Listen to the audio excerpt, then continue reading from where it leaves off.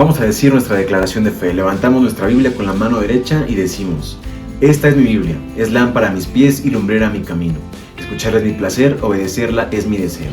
Me enseña a ser sal y sabor en todos mis actos, reflejando que soy un joven cristiano, revolucionario de este mundo. Amén. Hola a todos, mi nombre es Josué González y el día de hoy me toca compartirles un poco de mi devocional. El título de este devocional se llama La imposibilidad del amor de Dios. Primero, antes de que empiece a explicar, vamos a orar para poder iniciar.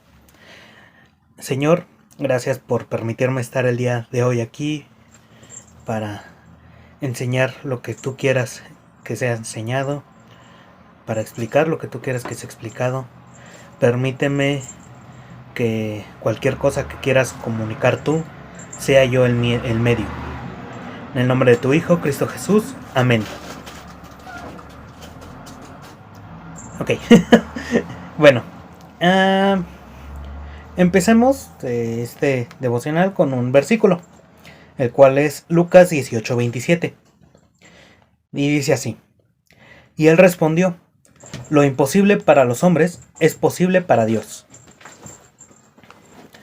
Teniendo eso en cuenta, creo que es fácil suponer hacia dónde va el título. Si no, de todas maneras lo voy a explicar. Ok. Con el título de la imposibilidad del amor de Dios, me refiero a que, bueno, primero que nada, ¿quién de ustedes puede definir lo que es el amor?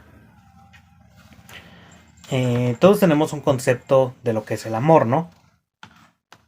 Ese concepto otorgado por nuestras antiguas creencias, tal vez, ese concepto por nuestra cultura general, por las películas, etcétera, etcétera.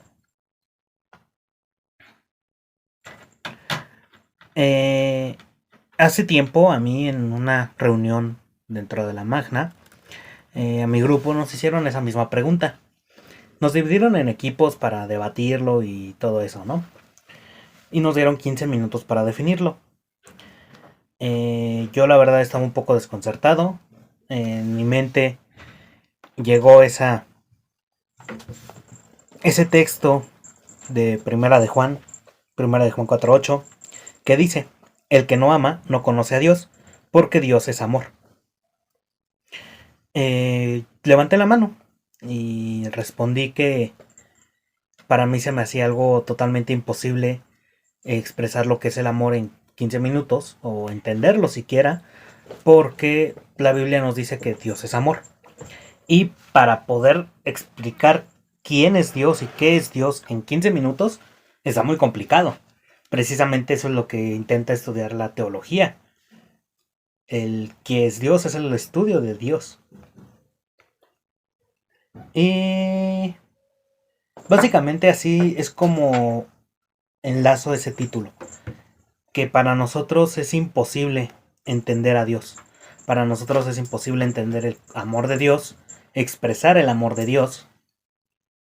¿Por qué? Porque Dios es alguien fuera de este mundo, alguien infinito, alguien supremo. Nosotros como humanos no tenemos esa capacidad. Y a más aún, nosotros como humanos no somos capaces de amar al mismo nivel del que ama Dios. ¿A qué me refiero? Es lo que vamos a ver hoy.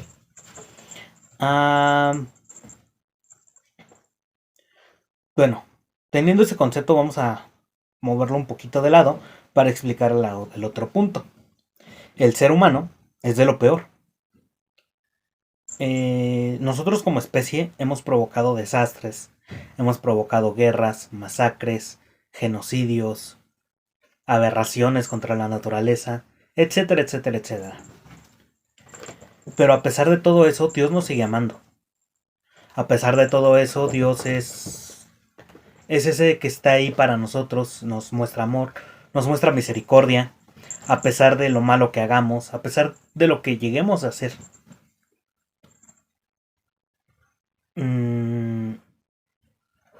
A este punto es al que quiero llegar con lo de imposibilidad.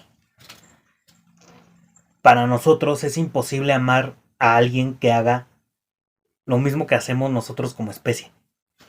Para nosotros es prácticamente imposible llegar a amar a alguien que nos lastime, que engañe, que nos mienta, que abuse de nosotros, que incluso que llegue a matar a algún ser querido. Para nosotros es prácticamente imposible amar a esa persona. Pero para Dios es posible. Dios puede amar a todos y lo hace. A eso es a lo que me refiero con el imposible amor de Dios. Y bueno, hay muchos ejemplos dentro de la Biblia donde muchas personas han cometido atrocidades y cosas horribles, cosas totalmente fuera de, etcétera, etcétera, ¿no?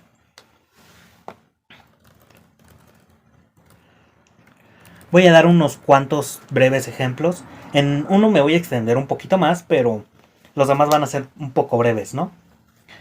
El primero de ellos, bueno, antes que eso tengamos en cuenta que existe algo llamado las desviaciones esenciales de la conducta funcional. Nuestra cultura general les puso el nombre de pecados capitales. Y nosotros como cristianos no creemos que exista algo como tal, pero son desviaciones esenciales en el hecho de que muchas cosas... Muchas cosas malas que puede llegar a hacer el ser humano vienen a raíz de una de estas conductas, de estas desviaciones de la conducta. Las cuales son, como saben los que tengan ese conocimiento, esos pecados capitales, que en realidad son eso, desviaciones, serían que la pereza, ira, envidia, codicia, lujuria, orgullo, gula, etcétera, ¿no? Bueno, con estas desviaciones es con las que quiero ejemplificar estos casos. El primero es Jonás. Su desviación fue la pereza. ¿Qué hizo Jonás? ¿Qué cometió Jonás? Estaba dispuesto a dejar que una ciudad entera muriera, fuera destruida, y no solo estaba dispuesto a dejarlo, él quería eso, él anhelaba que fuera destruido Nínive. Tenía un trabajo, el cual era ir a predicarles, no quiso hacerlo, se negó, se subió a un barco, se fue en la dirección contraria, y pasó lo que pasó, ¿no? Se lo terminó comiendo un pez. Cosas pasan, termina llegando a Nínive, predica de una manera totalmente fuera de lugar, haciendo que, según él, creyendo que nadie se iba a convertir, nadie se iba a arrepentir. Lo único que hizo fue pasar por las calles diciendo: dentro de 40 días Nínive será destruida, y punto, esperando que nadie se arrepintiera. Dios le mostró su misericordia, sí se la mostró, le mostró su amor también. ¿En qué forma? Podemos ver en Jonás, en el libro de Jonás 4, capítulo 4, versículos 5 y 6, que dice así: Jonás salió de la ciudad y acampó hacia el oriente de ella, y allí se hizo una enramada, y se sentó a su sombra, para ver qué sucedería en la ciudad. Entonces Jehová Dios dispuso que una calabacera creciera sobre Jonás, para que su sombra le cubriera la cabeza y lo librara de su malestar. Jonás se alegró mucho por esta calabacera. Podrá sonar un poco, no sé, extraño el hecho de que Dios le mostró a Jonás su amor con un árbol que le diera sombra, ¿no?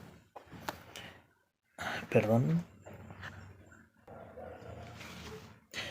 Entonces, aún así, es una muestra de amor.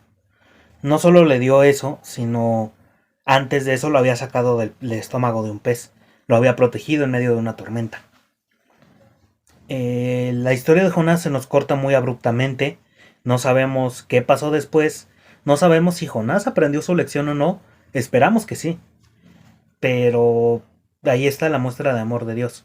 A pesar de que Jonás lo único que quería era ver destruida a Nínive, pues Dios le puso sombra para que estuviera cómodo, para que disfrutara aquella vista que nunca iba a llegar, pero que él anhelaba. Continuando rápido, El siguiente, más corto, más rápido, es Caín. Todos conocen la historia de Caín, ¿no? Mató a su hermano, bla, bla, bla. Y fue castigado por Dios. Caín, su desviación principal es la ira. Mató a su hermano en base a la ira de no haber recibido el favor de Dios. Y Dios le mostró su amor. Nos muestra en Génesis 4:15, que dice así: le respondió Jehová: ciertamente cualquiera que mate a Caín 7 veces será castigado. Dios le mostró su misericordia a Caín después de haberlo castigado, poniéndole una marca para evitar que lo lastimaran a él. Sí, muchos podrían pensar que esa marca, más que misericordia, era parte del castigo, porque así sufriría más tiempo. Pero a mí en lo personal me gusta pensar más que era eso. No quería verlo morir de sufrimiento. El siguiente es la envidia, la desviación de la envidia, y eso viene por parte de Judá.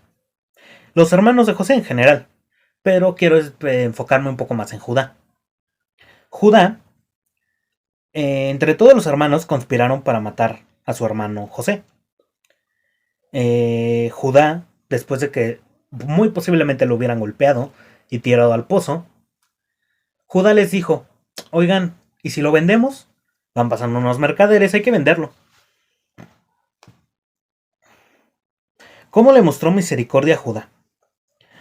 Judá, mucho tiempo después, cuando se encontraron a José, no lo reconocieron. José hizo un como que plan, una trampa para ellos, y puso la copa, una copa del faraón, en el costal de grano de Benjamín, el hermano menor de todos, esperando ver que sus hermanos, así como lo habían abandonado a él, también abandonaran a Benjamín. El asunto es que Judá prácticamente estaba dando su vida por Benjamín. Lo dice el texto, Génesis 44, 32 al 34. Dice así: como tu siervo salió fiador del joven ante mi padre, diciendo: si no lo traigo de vuelta, entonces yo seré culpable ante mi padre para siempre. Por eso te lo ruego que se quede ahora tu siervo en lugar del joven como siervo de mi señor, y que el joven vaya con sus hermanos, pues ¿cómo volveré yo a mi padre sin el joven? No podré por no ver el mal que sobrevendrá en mi padre. Los hermanos de José vieron el sufrimiento de su padre cuando le mintieron acerca de la muerte de José. Y Judá, por lo menos, no quería que se volviera a repetir la historia. Judá quería que su padre no sufriera por ello, y estaba dispuesto a dar su misma vida con tal de que Benjamín, el hermano menor, regresara con su padre. Jehová, Dios, le permitió a Judá cambiar su vida en 180 grados, cambiar por completo lo que había pasado, redimirse ante en este momento José. Gracias a esto, Judá fue recompensado por Dios en cierta medida, al grado de que su descendencia es de donde viene el mismo Jesús, de la descendencia de Judá. El siguiente, precisamente, el papá de estos hermanos, Jacob. ¿Qué hizo Jacob? Jacob tuvo la desviación de la codicia.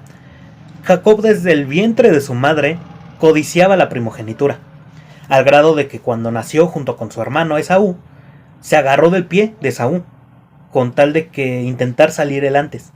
No lo logró, salió primero Esaú, fue nombrado primogénito, y eso no terminó ahí. Durante toda su vida, cuando vivían juntos, Jacob intentó varias veces quitarle la primogenitura a su hermano. Lo trató de engañar con un plato de lentejas, y todo esto culminó en el punto en el que conspiró junto con su madre para engañar a su padre, aprovecharse de su discapacidad visual y hacerlo creer que era Esaú y que le diera la bendición de primogénito. Se la dio, a pesar de todo eso, Y hubo un conflicto bastante grande ahí entre Esaú y Jacob. Pero eso fue lo que hizo Jacob, ¿no? Le robó la primogenitura a su hermano. ¿Cómo le mostró amor Dios? Esto nos viene en Génesis 35, del 10 al 12. Y dice así: y le dijo Dios: tu nombre es Jacob, pero ya no te llamarás Jacob, sino que tu nombre será Israel. Y lo llamó Israel. También le dijo Dios: yo soy el Dios omnipotente, crece y multiplícate. Una nación y un conjunto de naciones saldrán de ti, y reyes saldrán de tus entrañas. La tierra que he dado a Abraham y a Isaac, te la daré a ti, y a tu descendencia después de ti. Dios le cambió el nombre, le cambió la vida por completo. Pasó de llamarse Jacob a Israel, y su descendencia pasó a ser las 12 tribus de Israel. Sabemos que a partir de ahí es de donde viene Judá, y de donde viene en su defecto tiempo después David y Jesús, haciendo que prácticamente eso, saldrían reyes de su descendencia.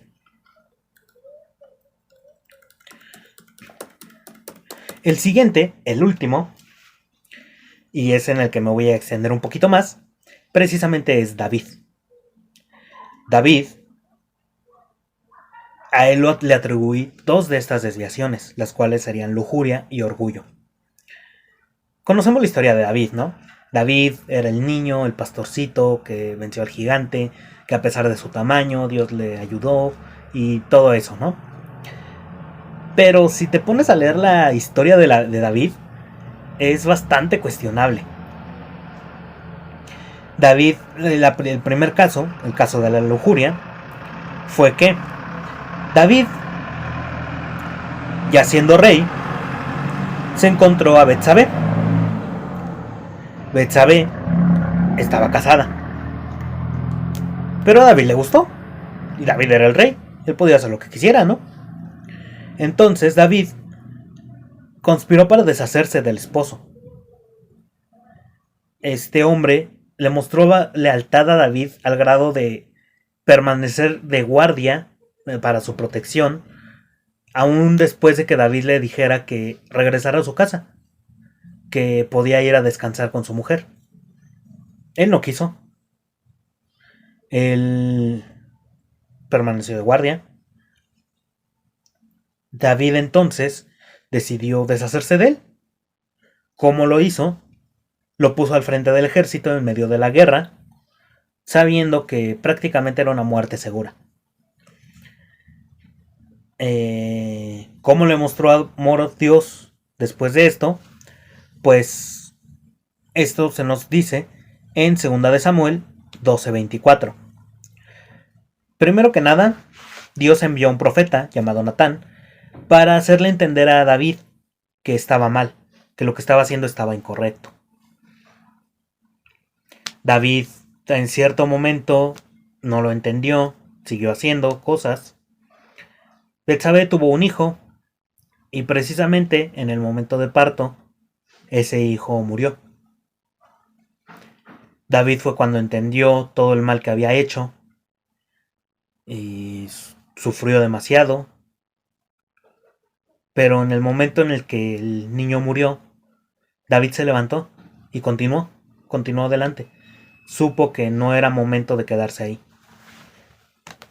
Nos dice el texto que decía, 2 de Samuel 12:24, David consoló a Betsabé, su mujer.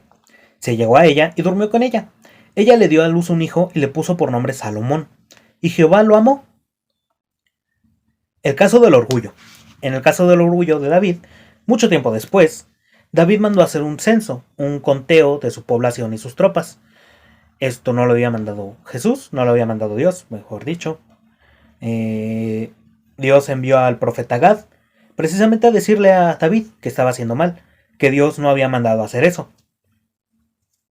David no hizo caso, continuó con su censo y su pueblo fue castigado. Después de mucho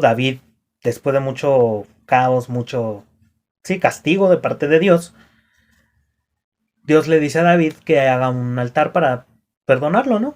Como siempre, como lo hacían en esa época. David fue a hacer un altar a un lugar donde el propietario de ese lugar le quería dar todo para que hiciera su altar, todo, sin costo alguno por ser el rey. David ahí fue cuando entendió que no por ser rey tenía que estar absuelto de todo. David le dijo a este hombre que le pagaría por todo, porque era algo de él, era algo que tenía que resarcir él. Y si alguien más lo hacía por él, no iba a contar prácticamente. Nos dice el texto, en 2 de Samuel 24:25. Edificó ahí David un altar a Jehová, y sacrificó holocaustos y ofrenda de paz. Entonces Jehová oyó las súplicas de la tierra, y cesó la plaga en Israel.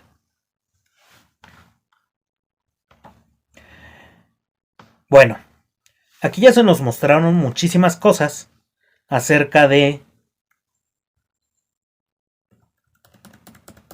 cosas horribles que ha hecho el ser humano, pero que a pesar de ellas, Dios sigue amando. La palabra amor, hay 4 palabras en el griego hechas para traducir la palabra amor, ¿no? Algunos ya se la saben, otros no, las voy a decir aquí rápido. Eros, que es un amor más en cuanto a lo romántico erótico. Filia, que es amistad, afecto, etc. Storge, que se utiliza para describir amor fraternal, amor familiar, etc. Y agape, el cual es un término referido al amor desinteresado. Un amor que va más allá de los deseos personales y se preocupa por el bienestar de otros. Un amor que se podría considerar como amor divino, amor altruista. ¿A qué voy con esto?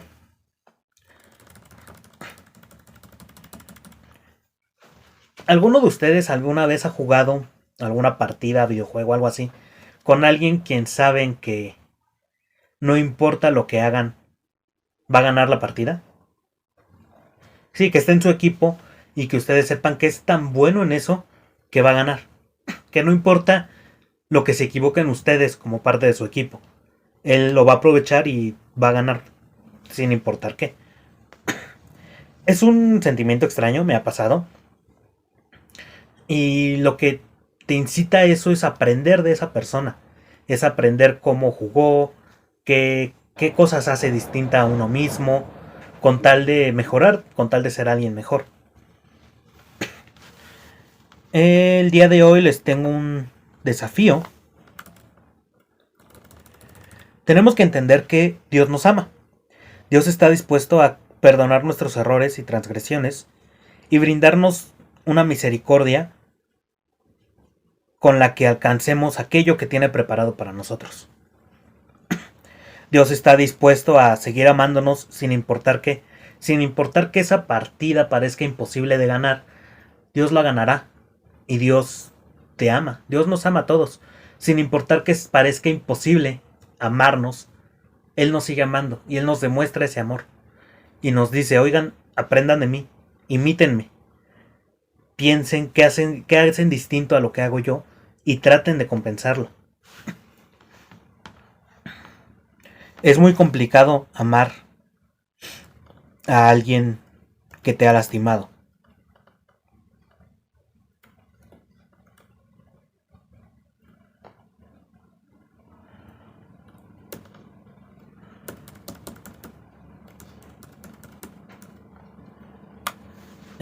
Como desafío les pongo,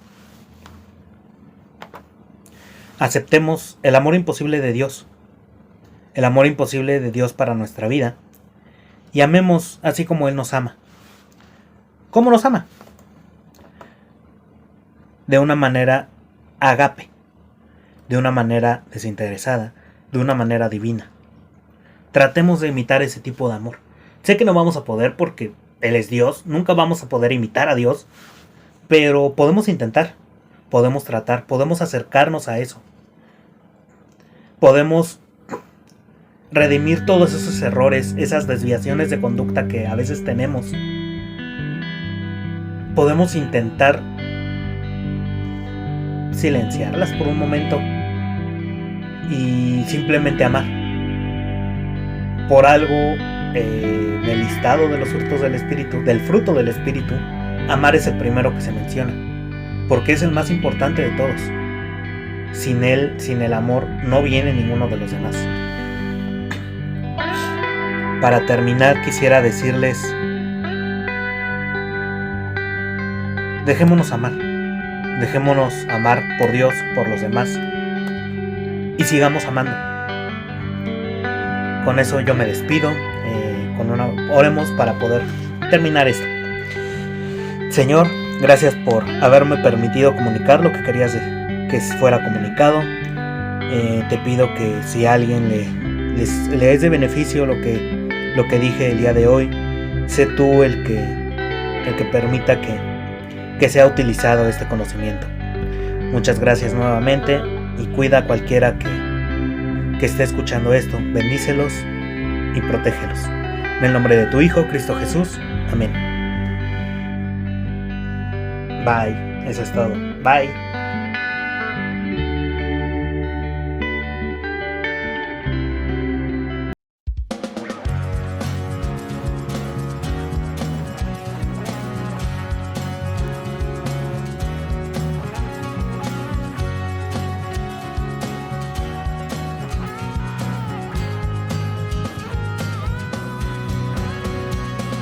Nos has llamado a tu revolución, de cambiar al mundo y ser sal y luz. Somos cadena que anuncia tu verdad y queremos transformar la humanidad con tu amor,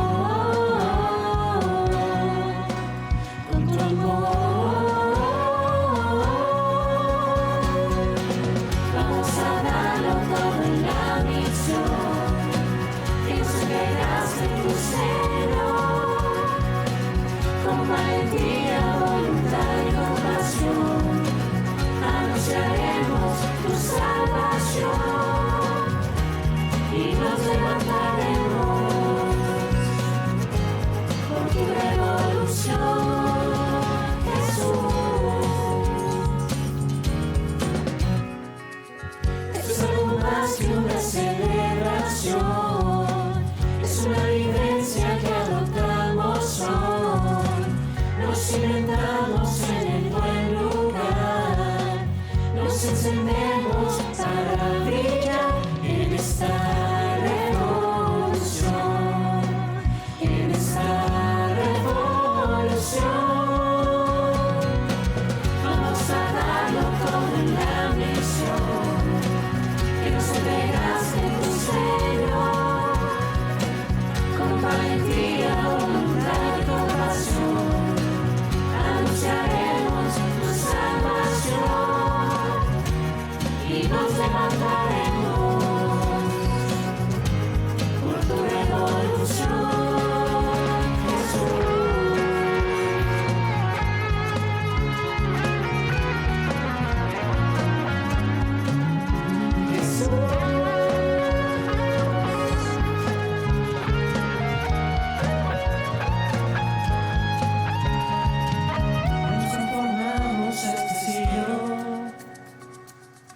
Transformamos nuestro pensar, no nos conformamos a este siglo y transformamos nuestro pensar, pues tu evangelio recibimos.